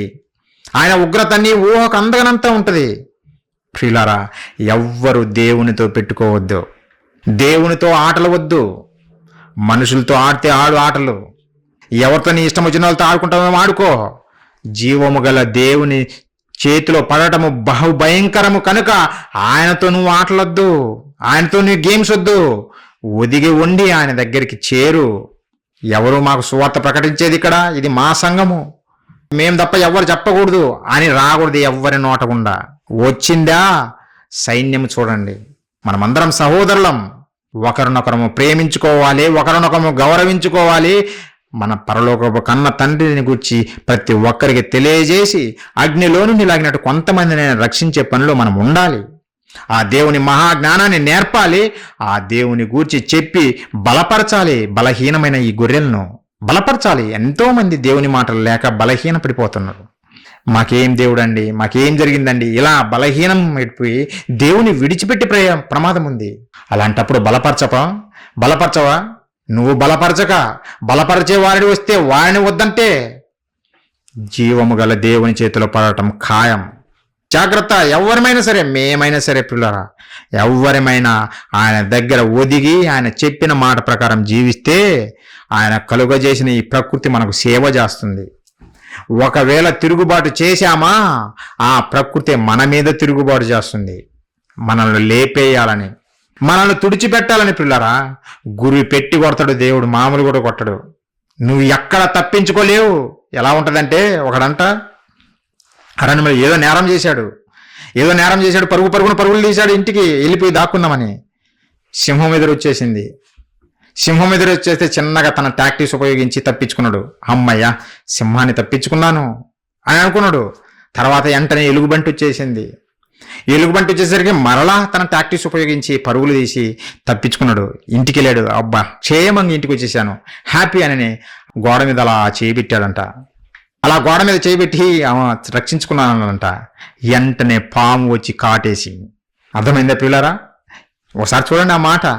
ఎందుకు చదువుతున్నానంటే, మనం అనుకుంటాం నేను తప్పించుకున్నాను, నాది అయిపోయింది, నన్ను ఎవరు పట్టుకోలేరని మనం అనుకుంటాం. దేవుని సైన్యం చేతిలో నుంచి ఎవ్వడు తప్పించుకోలేడు.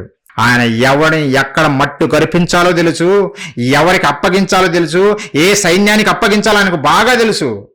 వాడు అనుకున్నాడు, సింహం నుంచి తప్పించుకున్నా, ఎలుగుబంటి నుంచి తప్పించుకున్నా, ఇంకా నన్ను ఎవరు అటాక్ చేసేది అనుకున్నాడు. కానీ ఇంట్లోనే గోడ మీద పాముకు ఆజ్ఞాపించాడు, పాము కాటుకు బలైపోయాడు. ఆమోసు గ్రంథం ప్రియులారా, బైబిల్ మహాజ్ఞాన గ్రంథం. ఎంత ఉన్నతమైన మాటలు మన కొరకే ప్రియులారా రాయించాడు దేవుడు, తెలుసుకోవాలని. ఆమోసు గ్రంథం 5వ అధ్యాయం 19వ వచనం చూస్తే, ఒకడు సింహము నొద్ద నుండి తప్పించుకొనగా ఎలుగుబంటి ఎదురైనట్లు వాడు ఇంటిలోనికి పోయి గోడ మీద చెయ్యి వేయగా పాము వాణ్ణి కరిచినట్లు ఆ దినముండును. తప్పించుకోగలరా దేవుని సైన్యం ముందు? ఒక పాము దేవుని సైన్యమే, ఒక ఎలుగుబంటి దేవుని సైన్యమే, ఒక సింహము దేవుని సైన్యమే. ఈ ప్రకృతిలో ప్రతిదీ దేవుని సైన్యమే ప్రియులారా, దేవుని సైన్యమే. ఆ దేవుని సైన్యం నిన్ను కాపాడుతుంది. అలాగే నువ్వు మాట వినకపోతే నిన్ను మట్టు కర్పించేది కూడా ఆ దేవుని సైన్యమే. ఆలోచించండి, జాగ్రత్త. దేవునితో పెట్టుకోవద్దు ఎవ్వరమైనా. కొంతమంది నేరాలు చేసి ఈ దేశంలో ప్రియులారా, నేరాలు చేసి ఏరో దేశానికి పారిపోతుంటారు. ఎందుకు? ఎడుంటే అరెస్ట్ చేస్తారు, లోపలేస్తారు, బొక్కలేస్తారు, మన జీవితం అంతమని ఏరో దేశాలకు వెళ్ళిపోతారు. అమ్మయ్య తప్పించుకుంటానని అనుకుంటారు పిల్లారా. కానీ దేవుని చట్టంలో అలా ఉండదు. నువ్వు ఏ దేశానికి వెళ్ళినా, చివరికి ఆకాశానికి ఎగిరినా, సముద్రంలో దాక్కున్నా నిన్ను విడిచిపెట్టడు దేవుడు. ఆయన మాటలు చూడండి ఒకసారి. భయపడాలి, ఎవరిమైనా భయపడాలి దేవునికి. మనుషులను నేను కళ్ళు కప్పాను, నేను దాక్కున్నాను అనుకుంటే దేవుడు దగ్గర నువ్వు తప్పించుకోలేవు సోదరా. ఒకసారి చూడండి ఆమోసు గ్రంథం 9వ అధ్యాయం ప్రియులారా, 9వ అధ్యాయం. ఆయన పలుకుతున్న మాటలు ప్రియులారా మన గురించి, మనకు జాగ్రత్తలు నేర్పుతున్నాడు. 9వ అధ్యాయం 1వ వచనం నుంచి నేను చదువుతున్నా 4 వచనాలు ప్రియులారా. యెహోవా బలిపీఠమునకు పైగా నిలిచియుండుట నేను చూచితిని, ఆమోసు గారు చెబుతున్నారు. అప్పుడు ఆయన నాకు ఆజ్ఞ ఇచ్చినదేమనగా, గడపలు కదిలిపోవునట్లుగా పై కమ్ముల కొట్టి వారందరి తలల మీద వాటిని పడవేసి పగలగొట్టుము. తరువాత వారిలో ఒకడును తప్పించుకొనకుండాను, తప్పించుకుని వారిలో ఎవడనూ బ్రతకకుండాను నేను వారినందరినీ ఖడ్గము చేత ఉదింతును అని దేవుడు పలుకుతున్నాడు. ఖడ్గము చేత ఉదింతును. వారు పాతాళంలో చొచ్చిపోయినను అచ్చటి నుండి నా హస్తము వారిని బయటికి లాగును. చూడండి, పాతాళం లేకపోయినా కానీ వదలట్లేదు దేవుడు. నువ్వు పాతాళం లేకపోయి దాక్కున్నా అచ్చట నుండి నా చెయ్యి పట్టుకొని నిన్ను బయటికి లాగి వేస్తుంది. ఆకాశంకి ఎక్కిపోయినను అచ్చట నుండి వారిని దింపి తెచ్చేదను. మధ్య మనలో పరుగులు తీస్తున్నారు. ఆకాశంలో మేడగడలు కడతాను, ఈ భూమి నాశనం అయిపోతుంది, అక్కడ ఉంటానంటుండు. దేవుడు అవుతున్నాడు, నువ్వు ఆకాశంకి ఎక్కిపోయినా సరే వదలను రా నిన్ను అంటుండు. ఆకాశంకి ఎక్కిపోయినను అచ్చట నుండి వారిని కిందికి తెచ్చేదను. వారు కర్మేలు పర్వత శిఖరమున దాగినను నేను వారిని వెదకి పట్టి అచ్చట నుండి తీసుకొని వచ్చేదను. నా కన్నులకు కనబడకుండా వారు సముద్రంలో మునిగినను అచ్చట సర్పమునకు నేను ఆజ్ఞ ఇత్తును. నేను రావాల్సిన పని లేదు, అక్కడ నా సైన్యం ఉంది, మహాసైన్యము. నా మహాసైన్యం నిన్ను మట్టు కరిపిస్తుందని దేవుడు చెబుతుండు. ఆ కనపడకుండా పోయి నువ్వు సముద్రంలో దాక్కున్నా అనుకుంటున్నావేమో, అక్కడ నేను నా సర్పానికి ఆజ్ఞ ఇత్తును, అది వారిని కరుచును. తమ శత్రుల చేత వారు చెరపట్టబడినను అచ్చట నేను ఖడ్గమును ఆజ్ఞ ఇత్తును. ఒకవేళ శత్రు దేశంలోకి చెరగా కొనిపోయి అమ్మా ఇక్కడ సరేలే బానిసలుగైనా బతుకుతున్నాము అనుకుంటున్నావేమో, నిన్ను విడిచిపెట్టను, అక్కడ ఖడ్గానికి అప్పచెబుతాను. ఖడ్గంతో లేపేస్తారు వాళ్ళు. ఈ మాటలు చదువుతుంటే భయం రావాలి ఎవరికైనా పిల్లరా. దేవుడు విడిచిపెట్టడు ఎవరిని. తమ శత్రువుల చేతిలో వారు చెరపట్టబడినను అచ్చట నేను ఖడ్గమును ఆజ్ఞయిత్తును, అది వారిని హతము చేయును. మేలు చేయుటకు కాదు, కీడు చేయుటకే నా దృష్టి వారి మీద నిలుపుదును. మేలు చేయాలని నేను రావటం లేదు, కీడు చేయటానికే వచ్చాను. నువ్వు తప్పించుకోలేవని దేవుడు చెబుతాడు. దేవుడు మనిషికి ఆయుష్కాలం ఇచ్చింది. అందుకే నీ తప్పులు సరి చేసుకొని మారు మనసు పొంది యేసుక్రీస్తుల వారి దగ్గరికి వస్తావనే నీకు అవకాశం ఇస్తున్నాడు. నువ్వేమో అది చూసి వచ్చినప్పుడు చూసుకోవచ్చులే, వచ్చినప్పుడు చూడొచ్చులే అని నువ్వేమో నీ ఇష్టానుసారంగా నువ్వు బతుకుతున్నావు. దేవుడు అంటున్నాడు, నిన్ను విడిచిపెట్టను, ఆ లోపు నువ్వు మారు మనసు పొందు. నీకు మేలు చేయటానికి నేను రావటం లేదు, కీడు చేయటానికే. చాలా మంది యేసుక్రీస్తుల వారి గురించి చెబుతూ నిజంగా ఆయన 3 మేకులు పీక్కోలేడు, ఈ మనుషుల్ని ఏం రక్షిస్తాడు అని ఏదో వదరబోతులు వాగుతుంటారు. పిల్లరా, వాగుతున్నారు కూడా సమాజంలో. 3 మేకులు ఎందుకు పీక్కోలేదో ఆ మూర్ఖులకు అర్థం కాలేదు. ఆ 3 మేకులు ఆయన పీక్కున్నాడు అనుకో, నీకు రక్షణ వచ్చేది కాదు. దేవుని సైన్యంలో పడిపోయేవాడివి నాయన, దేవుని ఉగ్రతలో పడిపోయేవాడివి. ఆ ఉగ్రత నుండి తప్పించడం కొరకే ఆయన మేకులు కొట్టించుకున్నాడు. ఆయన మేకుల మీద వేలాడాడు. ఎందుకు? మనల్ని రక్షించడం కొరకే. ఈ దేవుని సైన్యంలో పడితే నువ్వు తప్పించుకోగలవా? నువ్వు సముద్రంలో అడుగు భాగం లేకపోయినా నువ్వు తప్పించుకోలేవు. నిన్ను నాశనం చేసేంత వరకు విడవనట్టుండు దేవుడు. మేలు చేయడానికి కాదు, ఈడే చేస్తానంటుండు. మనోళ్ళేమో ప్రేమామయుడు, కరుణామయుడు అని ఇవే బోధలు. ఇలా చేస్తే ఎవరు మారుతారు పిల్లరా? ఎవరు మారుతారు? ఎవ్వరు మారరు. దేవునికి ఉన్న ఒక యాంగిల్లోనే చూపించారు ఈ సమాజానికి. దేవునికి 2వ యాంగిల్ కూడా ఉంది. కాయనుకు 2వ యాంగిల్ ఎలా ఉంటుందో బొమ్మ బొరుసులాగా దేవునికి మరొక రూపం కూడా ఉంది. అదే సైన్యములకు అధిపతి యెహోవా. ఆయనకు పని చెప్పొద్దు మనం. ఆయన సైన్యానికి మనం పని చెప్పే పనులు మనం చేయకూడదు. చెప్పామా ఆయన చేతులు పడటం భయంకరము. ఆయన నోట నుండే వస్తున్నాయి 2, మేలు వస్తుంది, కీడు వస్తుంది. నువ్వు మంచిగా బ్రతుకుతే నీకు మేలు చేస్తాడు. దేవుని యందు భయభక్తులు కలిగి ఆయనకు విధేయులుగా బ్రతుకుతే నీకు మేలు చేస్తాడు. అలా కాకుండా తిరుగుబాటు చేస్తే అదే నోట నుండి కీడు రప్పిస్తాడు. తన సైన్యానికి అప్పజవుతాడు నిన్ను. చూసుకోండి, వాడిని చూసుకోండి, వాడిని చూడండి, వాడు ఏంది ఈ మధ్య చెలరేగిపోతున్నాడు, వాడిని చూడండి అని దేవుడు చెబుతాడు. పిల్లారా, చూశాం కదా, అస్సూరు సైన్యము విర్రవీగింది. ఒక దూతను పంపిస్తేనే 185,000 మంది కూలిపోయారు. ఫరో ఎర్రవీగాడు, నన్ను మించిన వాడు లేడని మట్టు కరిపించాడు తన సైన్యంతోటి. ఏది?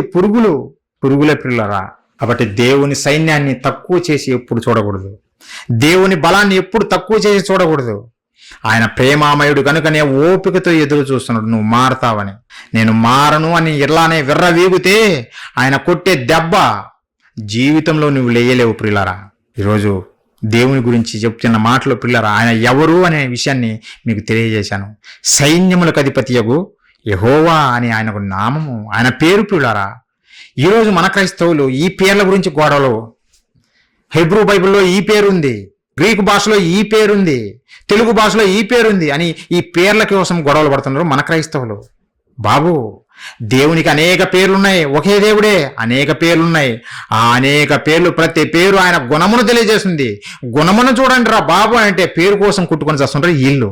ఆయన గుణమును చూడండి, ఆయన క్యారెక్టర్ని అబ్జర్వ్ చేయండి. ఆయన ఎందుకు భయభక్తులు కలిగి మేలు పొందడం కొరకు ప్రయత్నం చేయండి. అనవసరమైన వాటికి కొట్టుకొని ఆయన చేతిలో పడిపోవడం ఎందుకు? వద్దు పిల్లరా, అలాంటి మనం చేయకూడదు. దేవుని ప్రేమని ఈ సమాజానికి తెలియజెప్పాలి. అలాగే దేవుని భయాన్ని ఈ సమాజానికి మనం నేర్పాలి. మనము భయపడాలి. అనేక మందిని దేవుని భయంతో నింపాలి. దేవుని భయం లేకపోతే సమాజము కట్టు విప్పి తిరుగుతుంది. అదే జరుగుతుంది ఈరోజు సమాజంలో. దేవుని భయం లేకనే భర్త భార్యను చంపుతున్నాడు, భార్య భర్తను చంపుతుంది, తల్లిదండ్రులు పిల్లల్ని చంపుతున్నారు, పిల్లలు తల్లిదండ్రులను చంపుతున్నారు. ఎక్కడివి ఇవన్నీ? ప్రియులారా, దేవుని భయము బొత్తిగా ఈ సమాజానికి లేదు కనుకనే. అది తప్పించుకుంటారా వీళ్ళు? తప్పించుకోరు. మనుషుల చట్టాలలో వీళ్ళు తప్పించుకోవచ్చేమో కానీ దేవుడు వెతికి వెతికి గురిపెట్టి కొడతాడు ప్రతి ఒక్కరిని. ఆయన గురిపెట్టి కొట్టక ముందే ఎవరమైనా ఎంత నేరస్తుడైనా సరే మారు మనసు పొందితే ప్రేమామయుడు గనుక మనల్ని క్షమించి విడిచిపెడతాడు, మన బ్రతుకులను బాగుపరుస్తాడు. కాబట్టి ఆ ప్రేమామయుని దగ్గరికి రండి. సైన్యములకు అధిపతియగు యెహోవాను మీరు చూడాలనుకోవద్దు. ఆయన చూడాలనుకుంటే, అంటే ఆయన ఉగ్రతను చూడాలనుకుంటే మన జీవితం సర్వనాశనం. కాబట్టి ప్రియులారా, మన దేవునికి ఉన్న పేర్లలో ఒక లక్షణం తెలియజేశాను మీకు. సైన్యములకు అధిపతి యెహోవా, ఆయన సైన్యము, ప్రతిదీ ఆయన సైన్యమే. మనము మాట విన్నంత వరకు మనకు సేవ చేస్తుంది. మనము దేవుని మీద తిరుగుబాటు చేస్తే అదే మన మీద తిరుగుబాటు చేసి మనల్ని మట్టు కరిపిస్తుంది. కాబట్టి దేవునికి ఇష్టడుగా బ్రతుకుతావో, దేవుని ప్రేమను పొందుకుంటావో, లేక దేవుని మీద తిరుగుబాటు చేసి దేవుని ఉగ్రతకు పాలు పొందుతావో మనమే డిసైడ్ చేసుకోవాలి. మనం ఎవరమే దేవుని ఉగ్రతలో పడిపోకుండా దేవుని ప్రేమను పొందుకునే వారిగా మనం అందరం ఉండాలని ప్రేమపూర్వకంగా మీ అందరికీ తెలియజేస్తూ ఈ నా మాటలు ముగిస్తున్నాను. చివరిగా ప్రార్థన చేసుకుని ముగించుకుందాం. అందరు తల వంచినట్లయితే ప్రార్థించుకుందాం. మహాపరిశుద్ధుడా, ప్రేమగల మా కన్న తండ్రి, మీ పరిశుద్ధమైన, ఘనమైన, శ్రేష్టమైన, మహోన్నతమైన మీ నామానికి వందనాలు, స్తోత్రాలు తండ్రి. కన్న తండ్రి, ప్రతినిత్యము మీ కృపాక్షేమాలతో మమ్మల్ని కాచి కాపాడుతూ మా బ్రతుకు దినంలో మరొక దినాన్ని ఇచ్చి తండ్రి, జీవము కలిగినటువంటి మీ మాటలు తండ్రి మహోన్నతమైనవి, వినటానికి మా పట్ల మీరు చూపిన కృప కొరకై కృతజ్ఞతలు తండ్రి. దేవా, విన్న మీ పిల్లలు ప్రతి ఒక్కరూ విని విడిచిపెట్టక తండ్రి ఆ మాటలు ఆలోచించి వివేచించి నాయన మీ ప్రేమను తెలిసిన వారుగా, మీ చెంతకు చేరేవారిగా ప్రతి ఒక్కరిని నిలబెట్టండి, దీవించండి తండ్రి. మరి ముఖ్యంగా తండ్రి సహోదరుడు అంజన్ కుమారు మిమ్మల్ని ప్రేమించి నాయన ఈ మీటింగ్స్ ఇక్కడ కండక్ట్ చేస్తుండగా ఈ ప్రజలకు వినిపించాలని, సత్యాన్ని వినిపించాలని తండ్రి ప్రయత్నపడుచుండగా మీ కృప సహోదరుడికి, ఆ కుటుంబానికి మీ కృప తోడుగా ఉంచి మీలో వర్ధిల్లులాగున కృప చూపి నడిపించమని వేడుకుంటున్నాం నాయన. మీ మాటలు విన్న ప్రతి ఒక్కరిని బట్టి ప్రార్థిస్తున్నాం నాయన. ప్రతి ఒక్కరిని పేరు పేరున దీవించండి. మీ ప్రేమను ఏమాత్రం వాళ్ళు కోల్పోకుండా, మీ ఉగ్రతలో పడిపోకుండా తండ్రి మీ కొరకు ఉన్నతంగా బ్రతికే వారిగా ప్రతి ఒక్కరి మనోనేత్రాలు వెలిగించండి. మీరు ప్రేమిస్తున్నారనే సంగతి వారు తెలుసుకుని మీ చెంతకు చేరి సత్యాన్ని తెలుసుకుని ఆ సత్యవాక్య ప్రకారం జీవించేవారిగా ప్రతి ఒక్కరి మనోనేత్రాలు వెలిగించమని దేవా, దేవుని పిల్లలమైన మేమందరము సహోదర భావముతో ప్రేమ కలిగి ఒకరి మీద ఒకరిమి నాయన ప్రేమ చూపుతూ మీ పిల్లలుగా ఈ భూమి మీద బ్రతికి మీ నామాన్ని మహిమపరిచి మీ చెంతకు చేరేవారిగా ప్రతి ఒక్కరిని నిలబెట్టండి నాయన. వారి పనుబాట్లలో తోడుగా ఉండి నడిపించండి తండ్రి. ఇంకా నాయన మీ వాక్యంలో వర్ధిల్లులాగా ప్రతి ఒక్కరిని దీవించండి. పరసంబంధమైన దీవెనలు వారికి ఇవ్వండి. మీటింగ్ సజావుగా మీ చిత్తానుసారంగా మీకు మహిమకరంగా మాకు ఆశీర్వాదకరంగా జరిగించిన విధానాన్ని బట్టి మీకు కృతజ్ఞతాస్తుతులు తెలియజేస్తున్నాం తండ్రి.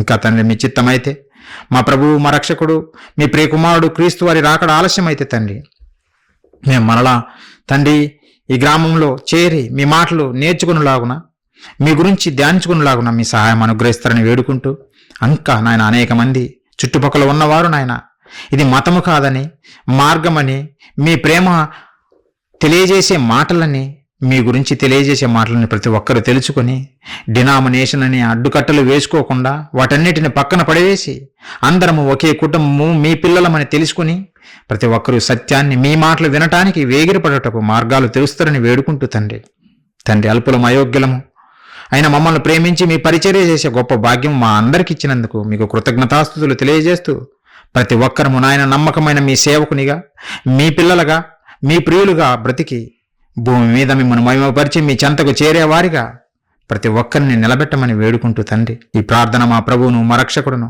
మీ ప్రియ కుమారుడైన క్రీస్తు వారి పుణ్యనామాన్ని అడిగి వేడుకొనుచున్నాము తండ్రి. ఆమెన్.